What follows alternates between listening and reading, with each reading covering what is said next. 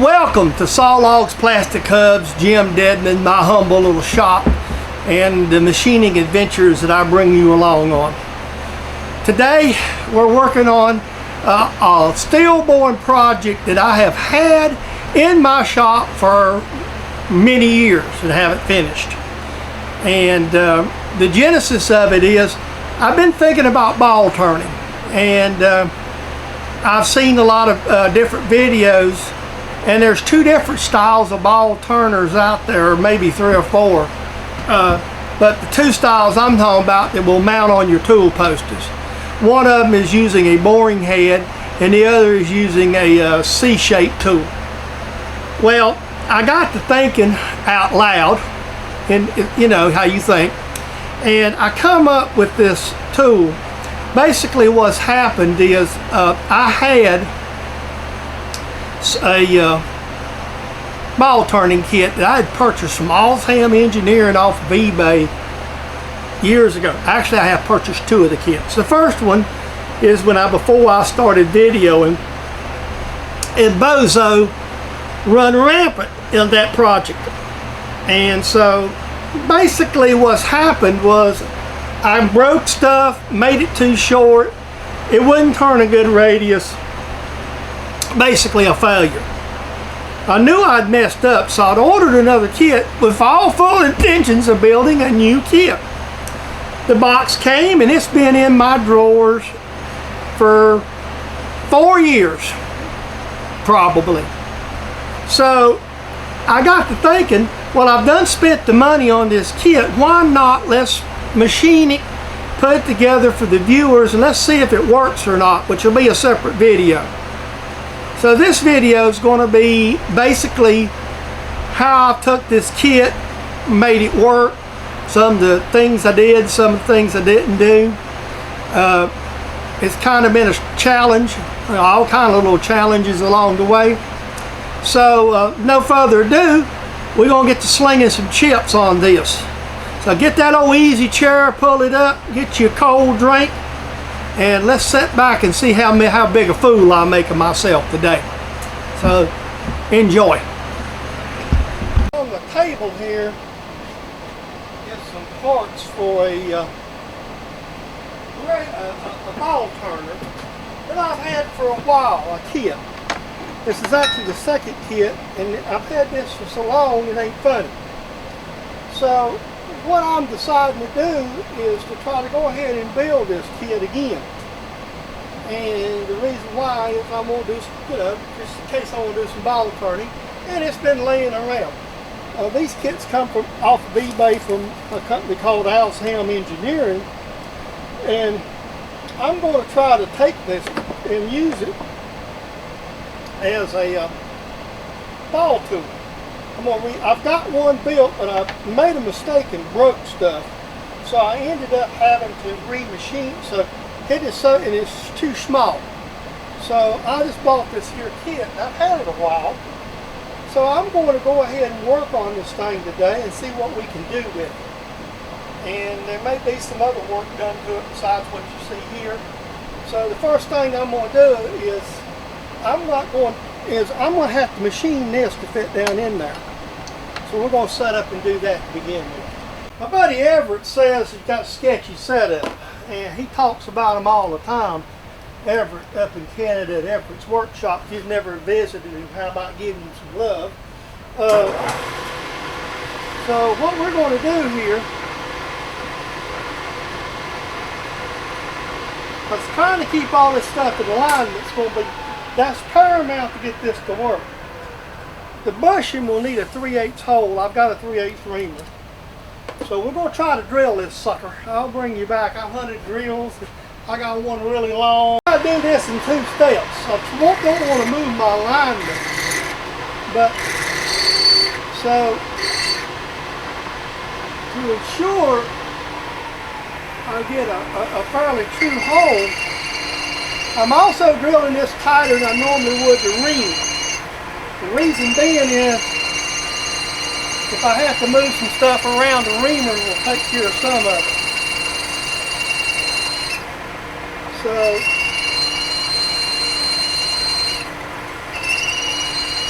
What I'm going to have to do is literally drill this thing, position it in the drill and come back to 0, 0 to ream the drill the other side of this with a longer drill. Because I don't have enough travel, believe it or not. So I want to try to drill this at one shot. That's the purpose of all this setup. If you drill this parallel together, any misalignment is all in the same plane.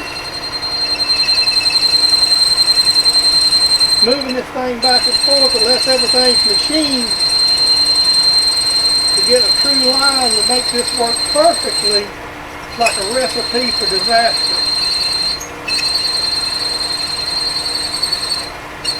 So I'm going to get this top drill.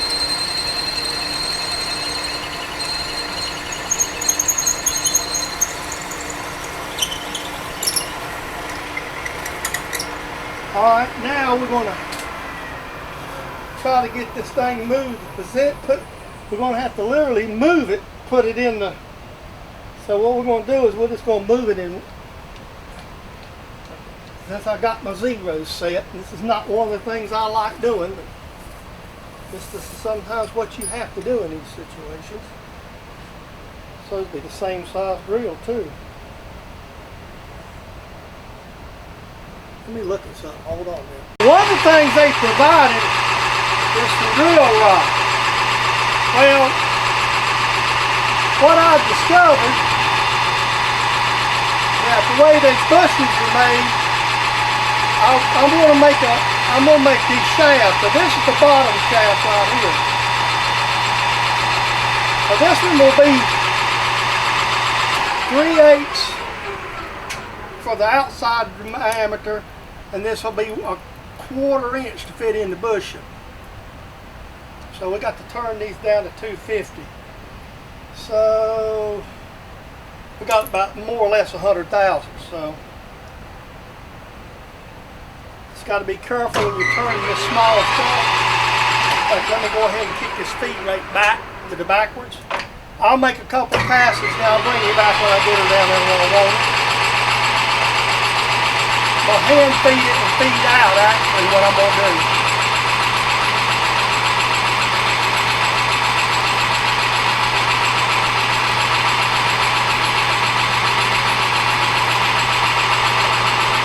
Just like that.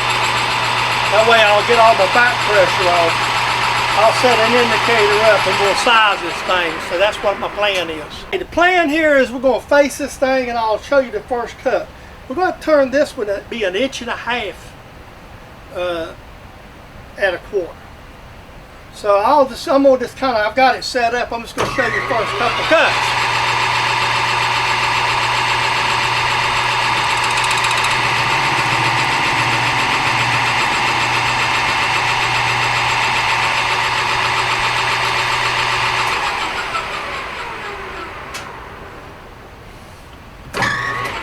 Now this one I'm going to power feed because of the distance, and then I'll just stop it and reverse it to feed it back out. So I'm going to show you the first feed. I'm going to go up here and get touched. We'll give us dimension when we go with it. I take light cuts too, by the way, because deflection can be a problem out this far out.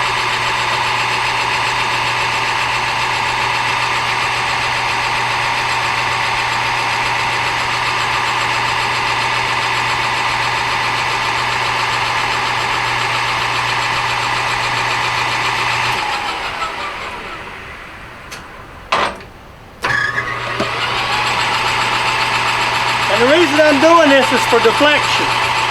This is going to be flimsy. I'll bring you back when we get right on side. Okay, this is where we are so far. I've got the plates milled and the pins made. So what I did, and I probably just made a mistake in thinking, and just had to do the recovery, is I milled this, drilled the same size holes. But this way I've got the brass bushings in, and they installed this. It's a little firm, but you know it needs to be because there's going to be tooling pressure on this thing, and it's going to be in there like this. So the next step would be, obviously, is we'll probably go ahead later in the next video, or well, not next, the next time you see this, I'm going to go ahead and drill these and put the screws in them. And I'll probably just kind of drill down into the steel and tap it just a little bit.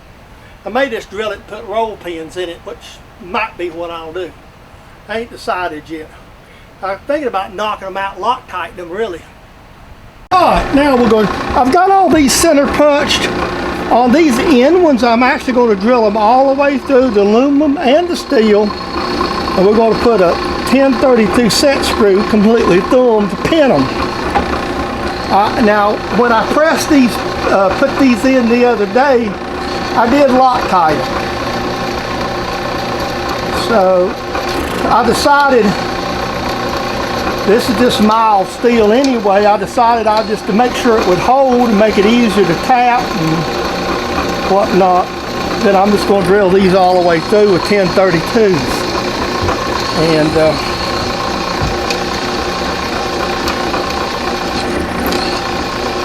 the drill press is centered on the hole, and this is going to be a matter of me getting it all the way through the part, just like that. So now that way I can tap this all the way through, and that pin will be positively laid out. I'm going to do the rest of the other one the same way. I'm going to crank it out now. So I've got it all the way through the first one. So you see, that's what the speed handle's for. Once you get this thing done, you just take the speed handle and crank it right out. Just like that. For those of you who hadn't seen this tool in action, this is a old drill press stand used to convert hand drills into a little drill press. This one here was marketed by J.C. Penney, and I've had it. My dad got it, so I'm repurposing it. They're not a really good drill press, I can tell you that. And they don't even compare to a drill press, but to make a tapping machine, and I made this tapping machine up before I started YouTube videos, and you see me make some changes to it, some upgrades and all, but just in case you hadn't seen the video, this is this aluminum plate bolted and fastened here, brass bushing with the shaft that I've got a handle welded, and this has got like a 7/16 inch socket to allow you to use these. So with no further ado, I'm going to get this other one knocked out. Okay, now I'm finished. Each one of these is now pinned with Loctite. See, I've machined this, so it will turn. So basically this will set in your lathe like this, and you do your ball turning something like this with this thing. And what the theory is, I've seen these and I've used it, but I've never had no luck. No. So this video is more of me kind of going through the steps of building it. The next video, I will try to turn some balls. Well, that'll be in a different video. So now all I got to do is build the handle top piece for the top of it. And that's all that's left. So we'll get cracking on that. Okay, now what we're going to do here is, I called it audible here just a minute ago. This shaft,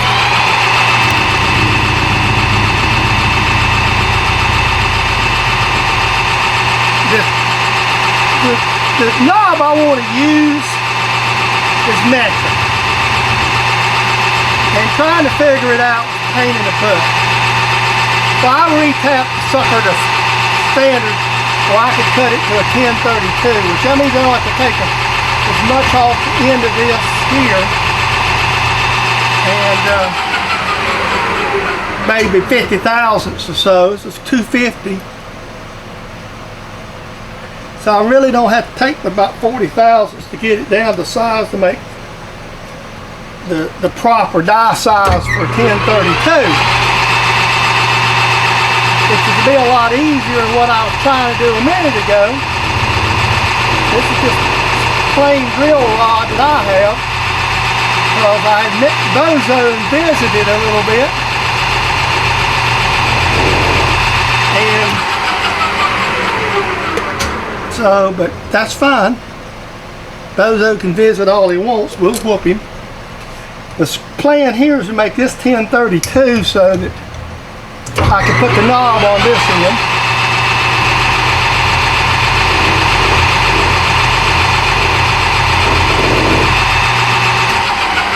so I'm trying to turn it down to the size that'll make 1032 threads. I'm gonna make a spring pass to make it just a hair bit smaller. Round it off, and then we're gonna try to run the die up in here. Alright. So let me get the die set up. I'm now facing this off. They give us a little piece of cold rolled steel in this kit, so I'm just using it. And all I'm doing now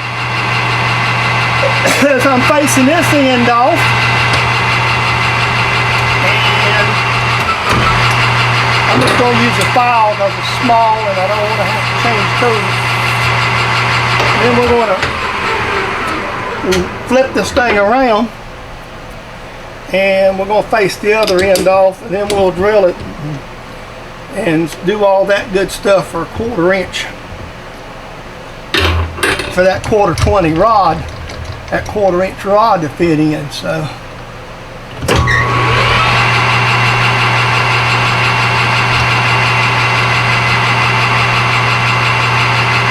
that ought to work good for us.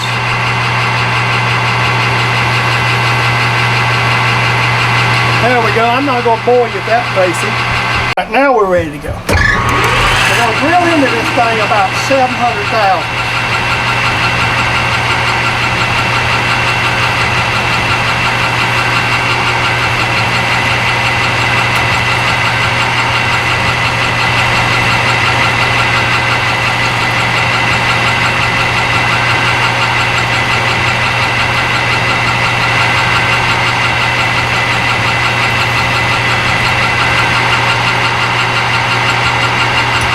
Go get it and check. Alright, now we're going to go ahead and drill this with a 5/32 all the way through for 1032. This will be on the main handle. Again, we will pin this. We're going to pin this in with a, we'll pin that to a set screw. Alright. So now the main handle is a 1/4 20. So what I'm going to do is I'm just going to move about off of this one a little bit, and we'll set where we put the handle in. Started.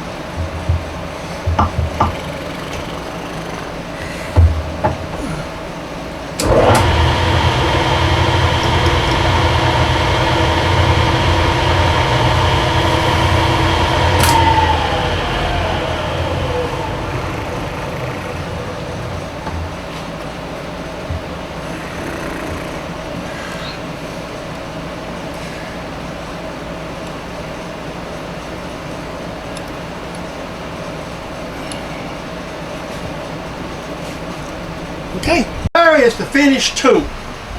I had to do a little bit of engineering to put a bend in it. That took a little bit of work, and but that's the tool. That's how it's supposed to work, like this. So what we're going to do, that's going to be the end of this video. Then we'll do a video on making a ball. We'll set up and make us a ball out of something here. But I got this at Hobby Lobby, and this video may be slop out. I just seen this as I walk and said, man, that looked cute. And so I got a 4-speed. But there it is. That's the completed project. So we'll just have to see how it looks, see how it works. I'm not sure how it's going to work. I've just put the tool together. So we're going to give it an experiment here in a future video. So with that being said, there we go. Well, folks, I hope you enjoyed today's video. This is a copyrighted production of James Dedman, Sawlogs Plastic Hubs, for your enjoyment, entertainment on YouTube, and maybe a slight bit of education. I hope you didn't laugh too bad at my mistakes. Again, there was a few along the way. We got this project knocked out. This is something, as I said in the opening, it's been hanging around the shop, so we don't know how it's going to work yet. I'm going to set up, I'm going to actually clean up and set up and try it out in a separate video. So with that being said, I want to remind you a couple things. One, I'm always after and wanting subscriptions. Obviously, I'd like to get to 1K. The channel has grown a lot here lately. We got a lot of new people on board. We've got a lot of older folks that chime in too, and I'm so glad to see them. So let me remind you of something. There's a red thing right up under your video before you put it to full screen, no matter whether you're using a tablet, phone, or a PC. I don't know about television and a setup like that. I haven't used that in a while. But if you want to subscribe, please hit that button that says subscribe. Be part of the family. It doesn't cost you anything. There's no financial obligation. There will be no annoying emails in your email box. There will be no robocalls on your phone trying to sell you warranty or insurance or whatever. You'll just have the satisfaction of being one of my subscribers and joining the channel. Also, there's the comments. As I've said on a lot of my videos, us smaller channels, folks like myself, we don't have the means or funds to travel all over the United States to these various events to meet our fans. It's very expensive to travel. It's the biggest event we have, you know, the Bar Z Bash is all the way in California. That's the West Coast, 3,000 miles. So, you know, the area where I live in, your air flight, you only have one really airport to fly out of, and there's only one airline. So we fly out of Charlotte, so Americans pretty well sewed that joint up. You don't really get discount flights to the West Coast. So bottom line is, you're looking at a good bit of money, somewhere around 2K for the weekend, I would say, if I was to do that. So that's why it's been very hard for me as being a retired machinist to come up with that. So the only other way to get to meet our people is through kind of this virtual world and the comments. I have several people who regularly make comments on my channel, and I really get back to them, and I appreciate that. And I'd appreciate it if you have something to say, make a comment, I'll get back to you. That's how we interact. With that being said, I hope you enjoyed today's presentation of this ball turning project that I made. Come on back for the next video. We always got project. Obviously there'll be another project to seeing how this thing's going to work, but with that being said, I'll see you in the next video. Have a great day.